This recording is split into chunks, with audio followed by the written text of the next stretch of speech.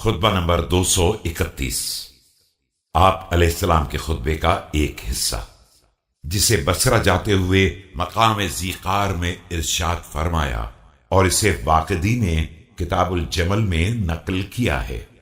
بسم اللہ الرحمن الرحیم۔ رسول اکرم صلی اللہ علیہ وآلہ وسلم نے اوامر الہیہ کو واضح انداز سے پیش کر دیا اور اس کے پیغامات کو پہنچا دیا۔ اللہ نے آپ صلی اللہ علیہ وآلہ وسلم کے ذریعے انتشار کو مجتمع کیا، شگاف کو بھر دیا اور قرابت داروں کے افتراق کو انس میں تبدیل کر دیا، حالانکہ ان کے درمیان سخت قسم کی عداوت اور دلوں میں بھڑک اٹھنے والے کینے موجود تھے۔